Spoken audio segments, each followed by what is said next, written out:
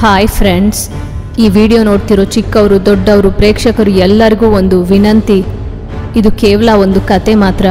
ಇದರಲ್ಲಿ ನೋಡ್ಸಿರೋ ಅಂಥದ್ದು, ಹೇಳಿರೋ ಅಂಥದ್ದು ದೆವ್ವಗಳು, ತಂತ್ರಗಳು, ಮಂತ್ರಗಳು ಎಲ್ಲ ಕಲ್ಪನೆನೇ. ನಿಜ ಜೀವನದಲ್ಲಿ ದೆವ್ವಗಳಿರುತ್ತೆ ಅಂತ ನಿಮ್ಮನ್ನು ನಂಬಿಸೋದು ನಮ್ಮ ಉದ್ದೇಶ ಅಲ್ಲ. ಗಬ್ರಜಮಂ ಗಬ್ರಜಮಾಂಜುಂ ಗಬ್ರಜಮಂ ಗಬ್ರಜಮಾಜುಂ. ತಗೊಳ್ಳಿ, ಈ ಕುಂಬಳಕಾಯಿಯನ್ನ ನಿಮ್ಮ ಮನೆಯಲ್ಲಿ ಕಟ್ಟಿ ಪ್ರತಿ ಅಮಾವಾಸ್ಯೆ ಸಾಂಬ್ರಾಣಿ ತುಪ್ಪವನ್ನು ಹಾಕಿ ಕಪ್ಪು ಮಗ್ಗಿಗೆ ಬಿಳಿ ಅನ್ನವನ್ನು ತಿನ್ನಿಸಿ ನಿಮ್ಮ ಮನೆ ಹಿಡಿದ ದೆವ್ವ ಹೋಗ್ಬಿಡುತ್ತೆ ಅಂತ ಹೇಳಿ ಕಣ್ಮುಚ್ಕೊಂಡು ಜಪಕ್ಕೆ ಹೋಗ್ಬಿಟ್ಟ ಕಾಕಿ ತಾಂತ್ರಿಕ್. ಅವರು ಕಾಕಿ ತಾಂತ್ರಿಕ್ ಕೊಟ್ಟ ಕುಂಬಳಕಾಯಿನ ಗಟ್ಟಿಯಾಗಿ ಹಿಡ್ಕೊಂಡು ಹೊರಗಡೆ ಬಂದ ತಕ್ಷಣ, ಮಾಂತ್ರಿಕ ಸೇವೆಗೆ ದುಡ್ಡು ಕೊಡಬೇಕು, ಹುಂಡಿಲಿ ದುಡ್ಡನ್ನು ಹಾಕಿ. ಕೊಲ್ಲಾಪುರ್ಗೆ ಹೊಸದಾಗಿ ಬಂದಿದ್ದಾನೆ ತಾಂತ್ರಿಕ್. ಊರಲ್ಲಿ ಎಂಥ ದೆವ್ವದ ಸಮಸ್ಯೆ ಇದ್ರೂ ಪರಿಷ್ಕರಿಸ್ತಾನೆ. ಆದರೆ ಉಚಿತವಾಗಲ್ಲ, ಹಣ ಇದ್ರೇನೆ ದೆವ್ವಗಳನ್ನ ಬಿಡಿಸ್ತಾನೆ. ಕಾಸಿ ತಾಂತ್ರಿಕ್ ಬಂಟು ಆಸಿ. ಕಾಟಿ ಮಾಂತ್ರಿಕ ಅಂದ್ರೆ ಸುಮ್ಮನೆನಾ? ಬೇತಾಳ ಕಿರೀಟ ಹೊಂದಿರೋ ಮಹಾಶಕ್ತಿಯುತ ಮಾಂತ್ರಿಕ ಕಾಕಿ ಮಾಂತ್ರಿಕ. ಇದು ಹೀಗಿದ್ದಾಗ ಇಲ್ಲಿ ಸ್ವಲ್ಪ ದೂರದಲ್ಲಿ ಮದನಪಲ್ಲಿ ಎಂಬ ಊರಲ್ಲಿ ಒಂದು ವಿಚಿತ್ರವಾದ ಸಮಸ್ಯೆಯಿಂದ ಸ್ವಲ್ಪ ಕಾಲದಿಂದ ಪ್ರಜೆಗಳು ಭಯ ಪಡ್ತಿದ್ದಾರೆ. ಮಂಗಳವಾರ ಆದ್ರೆ ಸಾಕು ಮದನಪಲ್ಲಿ ಪ್ರಜೆಗಳು ನಡುಗ್ಬಿಡ್ತಿದ್ದಾರೆ. ಮಂಗಳವಾರ ಕತ್ಲಾಗಿದ ತಕ್ಷಣ ಪ್ರತಿ ಮನೆಯಿಂದ ಹೊಸಳು ಪಕ್ಕನೆ 3 ಕಾಸು ಬೆಳ್ಳಿ ನಾಣ್ಯಗಳನ್ನಿಟ್ಟು ಬಾಗಿಲು ಹಾಕೋತಿದ್ದಾರೆ. ಅದೇ ಆ ಮನೆಯಲ್ಲಿ ಚಿಕ್ಕ ಮಕ್ಕಳು, ಅಂದ್ರೆ ತಾಯಿ ಹಾಲು ಕುಡಿಯೋಂಥ ಚಿಕ್ಕ ಮಕ್ಕಳು, ಅವ್ರು ತಿನ್ನಕ್ ಮುಂಚೆ ಒಂದು ಹಿಡಿ ಕಬ್ಬಿಣನ ಮಗುಗೆ ದಿಷ್ಟಿ ತೆಗೆದು ಆ ದಿಷ್ಟಿ ಮುದ್ದೆನ ಹೊಸಳಿಗೆ ಒಂದ್ ಕಡೆ, ಇನ್ನೊಂದ್ ಕಡೆ ಬೆಳ್ಳಿ ನಾಣ್ಯಗಳನ್ನ ಇಡಬೇಕು. ಹಾಗೆ ಮಾಡದೇ ಇದ್ರೆ ಆ ಮನೆ ದೊಡ್ಡವ್ರಿಗೆ ರೋಗ ಹಿಡ್ಕೊಂಡು ಮತ್ತೆ ಮಂಗಳವಾರ ತನಕ ಎಚ್ಚರ ಆಗಲ್ಲ. ನಂತರ ಬರೋ ಮಂಗಳವಾರದಂದು ಹಳೆ ಲೆಕ್ಕನು ಸೇರಿಸಿ 6 ನಾಣ್ಯಗಳನ್ನಿಟ್ರೇನೆ ಆ ಮನೆ ಯಜಮಾನ್ರಿಗೆ ಪ್ರಜ್ಞೆ ಬಂದು ರೋಗ ಕಡಿಮೆ ಆಗುತ್ತೆ. ದಿಷ್ಟಿ ಮುದ್ದೆ ಏನಾದರೂ ಇಡೋದು ಮರ್ತೋದ್ರೆ ಆ ತಾಯಿ ಹೊಟ್ಟೆ ನೋವಿಂದ ಬರೋ ಮಂಗಳವಾರದ ತನಕ ಅಳು ತಪ್ಪಲ್ಲ. ಈ ದಿನ ಮಂಗಳವಾರ ಪ್ರತಿ ಮನೆ ಹೊಸಳು ಒಂದ್ ಕಡೆಗೆ 3 ಬೆಳ್ಳಿ ನಾಣ್ಯಗಳು, ಮಕ್ಕಳಿರೋರು 3 ಬೆಳ್ಳಿ ನಾಣ್ಯಗಳ ಜೊತೆಗೆ ದೃಷ್ಟಿ ಮುದ್ದೆಯನ್ನ ಇಟ್ಟು ಬಾಗಿಲು ಹಾಕೊಂಡು ದೀಪಗಳನ್ನು ಆರಿಸಿ ಮಲ್ಕೊಂಡ್ರು. ಊರೆಲ್ಲ ನಿಶಬ್ದವಾಗಿದೆ. ಅಡವಿಯೆಲ್ಲ ನರಿಗಳು ಕೂಗ್ತಿದೆ.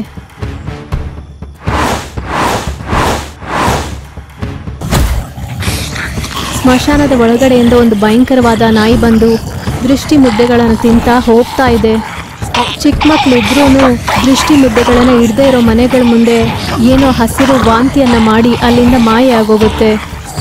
ಮೂಳೆಗಳ ಅಸ್ಥಿಪಂಜರಗಳು 2 ಕೈಗಳಲ್ಲಿ 2 ಸುಡೋ ಮಡಿಕೆಗಳನ್ನು ಹಿಡ್ಕೊಂಡು ಕಾಲಿಗೆ ಗೆಜ್ಜೆ ಜೊತೆಗೆ ನೆತ್ತಿ ಮೇಲೆ ಒಂದು ಮಡಿಕೆ ಇಟ್ಕೊಂಡು ಬೀದಿಯಲ್ಲಿ ನಡೆದಾಡ್ಕೊಂಡು ಪ್ರತಿ ಮನೆ ಮುಂದೆ ನಿಂತ್ಕೊಂಡು ಹೊಸ್ಲತ್ರ ಇಟ್ಟಿರೋ 3 ನಾಣ್ಯಗಳನ್ನು ನಾಲಿಗೆಯೊಂದಿಗೆ ನುಂಗ್ಬಿಡತ್ತೆ. ಬೆಳಿಗ್ಗೆ ಆಗಿದ ತಕ್ಷಣ ಗೆಜ್ಜೆ ಶಬ್ದ ನಿಂತೋಗತ್ತೆ. ಅಲ್ಲಿ ತನಕ ಯಾರೂ ಮನೆ ಬಾಗಿಲು ತೆಗಿಯಲ್ಲ. ಗ್ರಾಮದ ದೊಡ್ಡವರು ಈ 2 ದೆವ್ವಗಳಿಂದ ಗ್ರಾಮವನ್ನ ಕಾಪಾಡೋಣ ಅಂತ ತುಂಬಾ ಪ್ರಯತ್ನಗಳು ಮಾಡಿದ್ರು. ಆದ್ರೆ ಉಪಯೋಗ ಆಗ್ಲಿಲ್ಲ. ಆದ್ರೆ ಪಾಪ ಹುಷಾರಿಲ್ದೆ ದೃಷ್ಟಿ ಮುದ್ದೆ ಇಡದೆ ಇರೋ ಚಿಕ್ಕ ಮಗು ತಾಯಿ ಅಪರ್ಣಾಗೆ ಬೆಳಿಗ್ಗೆ ಬಾಗಿಲು ತೆಗ್ದಿದ ತಕ್ಷಣ ದೆವ್ವದ ನಾಯಿ ವಾಂತಿ ಹಸಿರ ಕಾಣಿಸುತ್ತೆ. ಅಷ್ಟೇ, ಅಪರ್ಣಾಗೆ ಹೊಟ್ಟೆ ನೋವು ಶುರುವಾಯ್ತು. ಯಾವ ವೈದ್ಯರ ಚಿಕಿತ್ಸೆ ಕೆಲಸ ಮಾಡಲ್ಲ. ಬರೋ ಮಂಗಳವಾರ ತನಕ ಆ ಹೊಟ್ಟೆ ನೋವನ್ನ ಅನುಭವಿಸ್ಬೇಕಾಗಿದ್ದೆ. ಇದು ಹೀಗಿದ್ದಾಗ ಒಂದಿನ ಅಪರ್ಣಾ ಗಂಡ ಮಧು ಪಟ್ಟಣದಲ್ಲಿ ಕೆಲಸ ನೋಡ್ಕೊಂಡು ಬರ್ತಾ ಬರ್ತಾ ಮಳೆಯಿಂದ ಕೊಲ್ಲಾಪುರಲ್ಲಿ ನಿಂತೋಗ್ಬೇಕಾಗಿ ಬಂತು. ಆ ಊರಲ್ಲಿ ತುಂಬಾ ಮಹಿಮೆ ಇರೋ ತಾಂತ್ರಿಕ ಇದ್ದಾನೆ ಅಂತ ಗೊತ್ತಾಗಿ ಹೋಗಿ ಅವ್ರ ಊರ್ ಸಮಸ್ಯೆ ಎಲ್ಲ ಹೇಳಿ, ನೀವು ಮಾತ್ರ ನಮ್ಮ ಊರಿನ ಸಮಸ್ಯೆಗೆ ಒಂದು ಪರಿಹಾರವನ್ನು ಕೊಡ್ತೀರಾ ಅಂತ ಅನ್ಕೊಂಡಿದ್ದೀನಿ. ಅನ್ಕೊಳ್ಳೋದೇನು, ಕಾಕಿ ಮಾಂತ್ರಿಕನಿಂದ ಆಗದೆ ಇರೋ ಕೆಲಸನೇ ಇಲ್ಲ. ನಾಳೆ ನಿಮ್ಮ ಊರಿಗೆ ಬಂದು ಆ ದೆವ್ವಗಳನ್ನ ಬಿಡಿಸ್ತಾರೆ. ಆದ್ರೆ ನಿಮ್ಮ ಊರಿಂದ ಒಂದೊಂದು ಮನೆಗೂ ಒಂದು ಬಂಗಾರ ನಾಣ್ಯವನ್ನ ಕೊಡ್ಲೇಬೇಕಾಗತ್ತೆ. ಹಾ, ಖಂಡಿತ ನಾವು ಕೊಡ್ತೀವಿ. ನಾಳೆ ನಿಮ್ಮ ಊರಿಗೆ ಬರ್ತೀವಿ ಅನ್ಕೊಂಡ್ ಹಾಗೆ ಮರುದಿನ ಮಂಗಳವಾರ ಕಾಕಿ ತಾಂತ್ರಿಕ್ ಮದನಪಲ್ಲಿ ಹೊರಟು ಆ ಊರು ಸ್ಮಶಾನದಲ್ಲಿ ತಂತ್ರ ಹೋಮದಿಂದ ಕ್ಷುದ್ರ ಪೂಜೆ ಶುರು ಮಾಡಿದ್ರು. ಪ್ರತಿ ಮನೆಯಿಂದ ಬಂದು ಮಡಿಕೆಯಲ್ಲಿ ಚಿನ್ನದ ನಾಣ್ಯ ಹಾಕಿ ಹೊರಟೋಗ್ತಾ ಇದ್ರು. ಈ ರಾತ್ರಿ ಆ ದೆವ್ವಗಳನ್ನ ಕೊಲ್ದೆ ನಾ ಈ ಊರನ್ನ ಬಿಟ್ಟು ಹೋಗೋದಿಲ್ಲ. ಈ ಕುರಿಯನ್ನ ಬಲಿ ಕೊಡ್ತೀನಿ. ಇದನ್ನ ಯಾರು ಕೂಡ ನೋಡಬಾರ್ದು. ರಕ್ತ ಕಕ್ಕಿ ಸಾಯ್ತೀರಾ, ಹೋಗಿ ಬಾಗ್ಲು ಹಾಕೊಳ್ಳಿ, ಭಯ ಪಡಬೇಡಿ. ಗ್ರಾಮದ ದೊಡ್ಡವರು ಈ ವಿಷಯವನ್ನ ಡಂಗೂರ ಹಾಕ್ಸಿದ್ರು. ಕಾಕಿ ಮಾಂತ್ರಿಕ ಮಾಡ್ತಾ ಇರೋ ಮಾಟವನ್ನು ನೋಡೋದು ದುರಾದೃಷ್ಟ. ಆದ್ರಿಂದ ಯಾರು ಹೊರಗಡೆ ಬರಬಾರ್ದಂತ ಗ್ರಾಮದ ಮುಖ್ಯಸ್ಥರು ಹೇಳಿದಾರ. ಹೋಯ್. ಆ ಡಂಗೂರೊಂದಿಗೆ ಹಗಲೇನೆ ಊರೆಲ್ಲ ತುಂಬಾ ನಿಶಬ್ದವಾಗಿ ಬದಲಾಗ್ಬಿಡುತ್ತೆ. ಅಲ್ಲಿ ಸ್ಮಶಾನದಲ್ಲಿ ಕ್ಷುದ್ರ ತಾಂತ್ರಿಕಕ್ಕೆ ಏರ್ಪಾಟ್ಗಳು ಮಾಡಿ ಬುರುಡೆ ಹಾರವನ್ನ ಕತ್ತಿಗೆ ಹಾಕೊಂಡ ಕಾಕಿ ತಾಂತ್ರಿಕ್. ಗಾ ಪ್ರಜಾಮಂ ಗಾ ಪ್ರಜಮಾಂಜುಂ ಗಾ ಪ್ರಜಾಮಂ ಗಾ ಪ್ರಜಮಾಂಜುಂ ಮಂತ್ರ ಓದಿ ಬೇತಾಳ ಕಿರೀಟವನ್ನ ತೆಗೆದು ರಂಗೋಲಿಯಲ್ಲಿಟ್ಟು, ದೆವ್ವದ ಅಂತ್ಯವನ್ನ ತಡೆಯಕ್ಕಾಗಲ್ಲ, ತಂತ್ರವನ್ನ ಆರಂಭಿಸ್ತಾ ಇದ್ದೀನಿ, ನೀವು ಹೋಗಿ. ಆ ಮಾತಿಗೆ ಗ್ರಾಮದ ದೊಡ್ಡವರು ಮಧು ಸಹ ಮನೆಗೆ ಹೊರಟೋದ್ರು. ಕತ್ಲಾಗ್ತಾ ಇದೆ. ಊರೆಲ್ಲ ಕಾಕಿ ತಾಂತ್ರಿಕ್ ಮಂತ್ರ ಜಪದೊಂದಿಗೆ ಕೇಳಿಸ್ತಾ ಇದೆ. ನಾಯಿ ದೆವ್ವ, ಅಸ್ಥಿಪಂಜರದ ದೆವ್ವ ಎರಡು ಭೂಮಿಯನ್ನ ಸೀಳ್ಕೊಂಡ್ಬಂದು ಭೂಮಿ ಮೇಲೆ ತಿರುಗಾಡ್ತಾ ಇದೆ. ಊರಲ್ಲಿ ಯಾವ ಮನೆ ಮುಂದೆನೂ ದೃಷ್ಟಿ ಮುದ್ದೆ ಬೆಳ್ಳಿ ನಾಣ್ಯ ಇಲ್ಲ. ಪ್ರತಿ ಮನೆ ಮುಂದೆನೂ ಕೋಪದಿಂದ ಕಿರ್ಚಾಡ್ತಾ ಇದೆ. ಆ ಶಬ್ದಕ್ಕೆ ಮನೆಯಲ್ಲಿ ಜನ ಎಲ್ಲ ನಡುಗ್ತಾ ಇದ್ದಾರೆ. ಸ್ಮಶಾನದಿಂದ ಬರ್ತಾ ಇರೋ ಮಂತ್ರಗಳನ್ನ ಕೇಳಿಸ್ಕೊಂಡು ಆ ಎರಡು ದೆವ್ವಗಳು ಆ ಕಡೆ ಹೋಗಿ, ಗಾ ಪ್ರಜಾಮಂ ಗಾ ಪ್ರಜಮಾಂಜುಂ ಗಾ ಪ್ರಜಾಮಂ ಗಾ ಪ್ರಜಮಾಂಜುಂ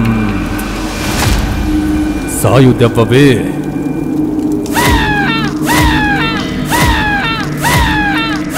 ಮರುದಿನ ಪ್ರತಿ ಮನೆಯಲ್ಲೂ ಮಕ್ಕಳ ತಾಯಂದ್ರಿಗೆ ಹೊಟ್ಟೆ ನೋವು. ಮನೆ ದೊಡ್ಡವರು ಪ್ರಜ್ಞೆ ಇಲ್ಲದೆ ಮಂಚ ಹಿಡ್ದಿರ್ತಾರೆ ಕಾಯಿಲೆಯಿಂದ. ಕಾಕಿ ತಾಂತ್ರಿಕ ಮಾತ್ ಕೇಳಿ ಮೋಸ ಹೋದ್ವಿ ಅನ್ನೋ ಕೋಪದಿಂದ ಊರಲ್ಲಿರೋರೆಲ್ಲ ಸ್ಮಶಾನದ ಕಡೆ ಹೋಗಿ ನೋಡಿದ್ರೆ ಮರಕ್ಕೆ ಉಲ್ಟಾ ನೇತಾಡ್ತಾ ಕಾಕಿ ತಾಂತ್ರಿಕ್, ಇನ್ನೊಂದ್ ಮರಕ್ಕೆ ಉಲ್ಟಾ ನೇತಾಡ್ತಾ ಇರೋ ಕಾಸಿ ಅವ್ರನ್ನ ಬಿಡಿಸ್ತಾ ಇದ್ದಾಗ, ಇರಿ, ಅವ್ರನ್ನ ನಮ್ಮ ಶಿಕ್ಷೆಯಿಂದ ತಪ್ಪಿಸಿದ್ರೆ ನೀವು ಕ್ಷಣದಲ್ಲಿ ರಕ್ತವನ್ನ ಕಕ್ಕಿ ಸಾಯ್ತೀರಾ. ನಮ್ಮಿಂದ ಈ ಊರ್ ಜನ ತಪ್ಸ್ಕೊಳಕ್ಕಾಗಲ್ಲ ಅಂತ ಮಾಯ ಆಗೋಯ್ತು. ನನ್ನ ಕಾಪಾಡ್ರು. ಹೋಯ್, ಕಾಲಿನ ಮಣ್ಣು ಮಂಡೆಗೆ ಬಂದ ಹಾಗಿದೆ. ನಂಗೆ ಬುದ್ಧಿ ಬಂತು. ಇನ್ನು ಯಾರನ್ನ ನಾನು ಮೋಸ ಮಾಡಲ್ಲ. ಕಾಪಾಡ್ರು ನನ್ನ. ಮೋಸನ? ಅದೇನು, ನೀವು ಬೇತಾಳ ಶಕ್ತಿ ಇರೋ ದೊಡ್ಡ ಮಾಟಗಾರರು ತಾನೆ? ಮಾಂತ್ರಿಕ ಅಲ್ಲ, ಕಾಂತ್ರಿ ನಾಯಿ ನನ್ನ ಮಗನೂ ಅಲ್ಲ. ಬೇಗ ಯಾರಾದರೂ ಮದಿರಕ್ಕೆ ಹೋಗ್ಬಿಟ್ಟು ಮಾಂತ್ರಿಕ ಅಜ್ಜಿನ ಕರ್ಕೊಂಬನ್ನಿ, ಇಲ್ಲಾಂದ್ರೆ ಸಾಯ್ತೀವಿ. ಮದಿರಾನ? ಅದು ಎಲ್ಲಿದೆ? ತಕ್ಷಣ ಮಧು ಆಸಿ ಹೇಳಿದ ಕಡೆ ಎತ್ತಿನ ಗಾಡಿಯೊಂದಿಗೆ ಮದಿರ ಹೋಗಿ ನಡೆದಿದ್ದೆಲ್ಲ ಮಂತ್ರಗಳ ಅಜ್ಜಿಗೆ ಹೇಳಿ,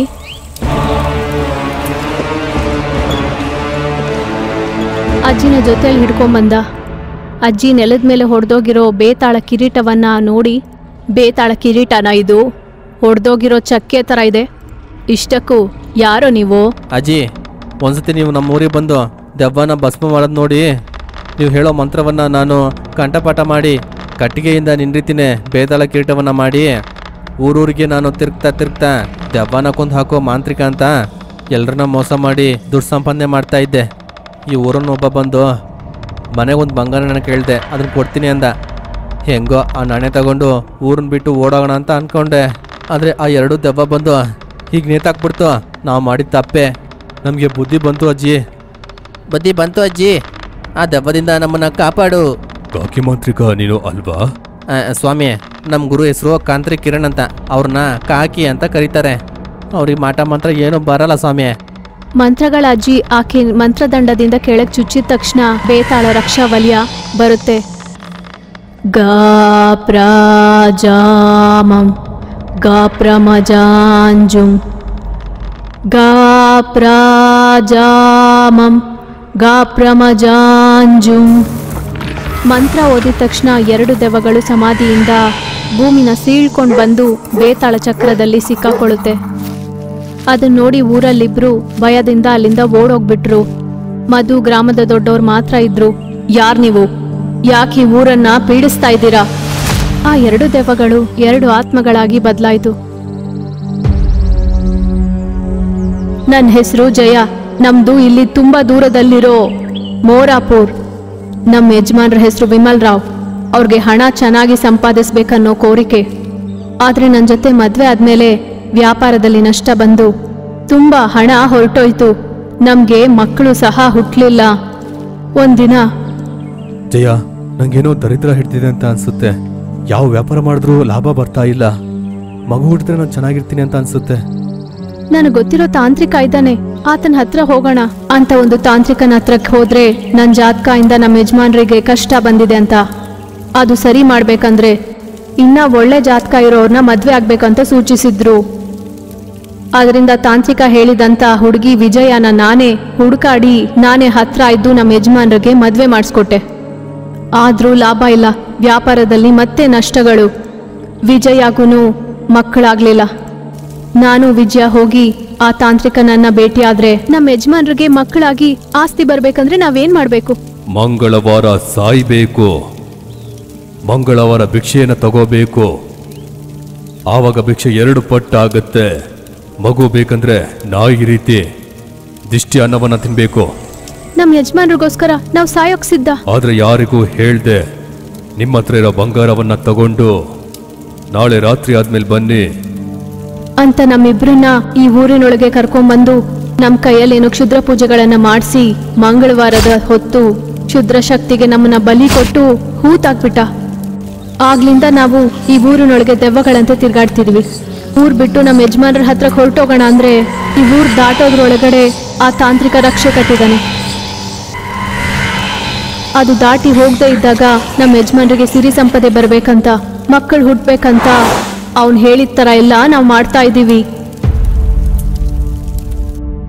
ಸುಮಾರು ವರ್ಷದ ಹಿಂದೆ ನಮ್ಮ ಮುತ್ತಾತನಿಗೆ 2 ಹೆಣ್ಣು ಬಂದು ಊರು ಒಳ್ಳೇದಕ್ಕೋಸ್ಕರ ಪ್ರತಿ ಮಂಗಳವಾರ ಪ್ರತಿ ಮನೆಯ ಗಡಪದ ಬಳಿ 3 ಬೆಳ್ಳಿ ನಾಣ್ಯವನ್ನ ಇಡಬೇಕು. ಮಕ್ಕಳು ಇರೋರು ದೃಷ್ಟಿ ಮುದ್ದೆಯನ್ನ ಭಿಕ್ಷೆಯಾಗಿಡ್ಬೇಕು, ಇಲ್ಲಾಂದ್ರೆ ಅಪಾಯ ಅಂತ ಹೇಳಿದ್ರಿಂದ ಈ ಆಚಾರವನ್ನ 4 ಪರಂಪರೆಯಿಂದ ಮಾಡ್ತಾ ಇದ್ದೀವಿ. ಗಾಪ್ರಾಜಾಮಂ ಗಾಪ್ರಮಜಾಂಜುಂ ಗಾಪ್ರಾಜಾಮಂ ಗಾಪ್ರಮಜಾಂಜುಂ ಮಂತ್ರ ಓದಿ ಕುಳ್ಳು ದೆವ್ವನ ಕರೆಸುತ್ತೆ. ಇವ್ರ ಗಂಡ ಎಲ್ಲಿದ್ರು ಕರ್ಕೊಂಡ್ ಬಾ. ಅವ್ರಿಗೆ ನಾನು ಕಾಣಿಸೋದಿಲ್ಲಲ್ಲ ಅಜ್ಜಿ? ಇದೆಲ್ಲ ನಡೆದು 110 ವರ್ಷಗಳಾಯ್ತು. ಇನ್ನೂ ಬದುಕಿರೋದಕ್ಕೆ ಅವನೇನಾದ್ರೂ ಆಮೇನಾ ಮನುಷ್ಯ? ಬಾಮ್ ಬಗಣಿ ಬುಗತಿ ಬಗ ಬಾಜಿರಿ ಹಮ್ ಹರಣಿ ಕಿರತೆ ಕಿಡ ಕಾಜಿರಿ ಒಡತೆ ಮಡತೆ ಬೋಂಬೊಟ್ ಸ್ವಾಹ ಒಡತೆ ಮಡತೆ ಹಮ್.